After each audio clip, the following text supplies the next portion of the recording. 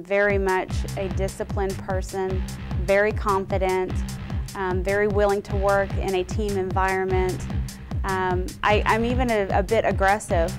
And I get that from soccer because that's what I did on the field. I wouldn't just sit back and let someone take the ball from me. I was going to get the ball. People that motocross that don't wear knee braces and they get hurt on their knees all the time and they're limping around and always injured with their knees. And I always tell them you need to get some knee braces. They don't just grow back after you break them. I never felt any kind of pain like that before.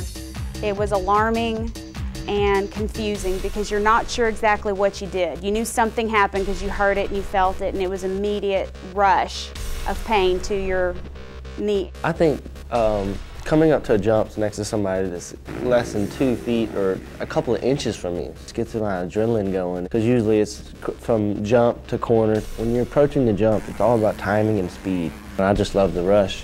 Of course, you're scared the first couple times you do it. You don't know if you're going to land it right, because if you mess up, there's no room for error. You're pretty much going to get hurt. I did collapse to the ground, and the coach had to pull me off, and they took me to the hospital, and I did tear the ACL, and it was pretty bad. I honestly thought I was not going to be able to play soccer again. No mistakes equals the winner in motocross. I told my parents we've got to find a way for me to stay in the sport. We have to do whatever it takes for me to stay in the sport. I travel all the United States to race. I get about top 5 every time out of 42 people each race. I run 24 miles twice a week and run 5 miles every other day of the week, and swim 2 miles. People that are in shape shine more. So I elected not to do the reconstructive surgery and did the orthoscopic surgery instead. He said, well, you're going to have to wear a brace. And I said, no problem. Get me the best that you got.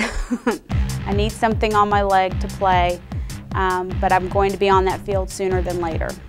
They recommended the Bledsoe brace. I do have some pretty nasty crashes. When I crash hard at high speed, I get hurt. I was training for a national in Florida. I was going through it really fast, and my bike started to sway back and forth completely sideways, and just planted and threw me off the bike.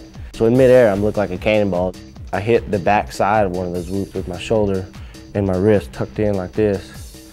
So I guess that's what broke my wrist, and my head hit the top of the whoop, so it knocked me out and I just laid there.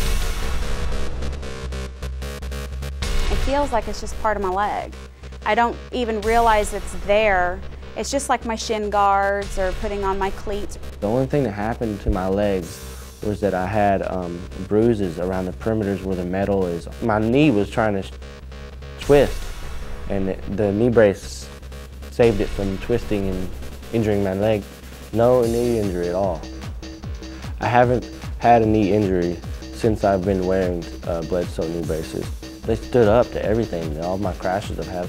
I'm definitely more stable when I play. I can cut to the right or cut to the left and know that it's not going to pop. When I do cut and turn, I can feel my knee going a little bit against the brace, and it's stopping any kind of overage that would make any tears or pops. When I have that brace on, I am completely stable in what I'm doing. Compared to the other knee braces I've had, they were plastic and flimsy, and they weren't very good. They're not really researched like the Bledsoe Axiom braces are.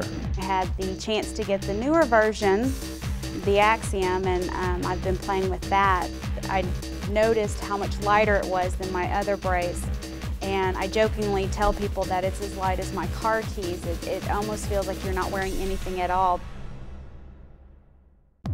I noticed an immediate difference probably within the first 10 minutes of playing, because it wasn't sliding like the other brace does once you get going. I felt even stronger and faster in this brace, and then I started thinking, gosh, I wish I had this back when I was in high school. It stays on my leg a lot better, because once you start playing sports and you're sweating, the braces can tend to slide a little bit, and you don't want to be fiddling with the brace when you're trying to concentrate on the game. But the Axiom will not move, and it is adjustable, so if my leg feels smaller for some reason, I can make it tighter. There's no discomfort in the fit in the brace, and it was customized for my leg, so it's tailor-made for my thigh, my knee, my calf, and my shin areas to spec.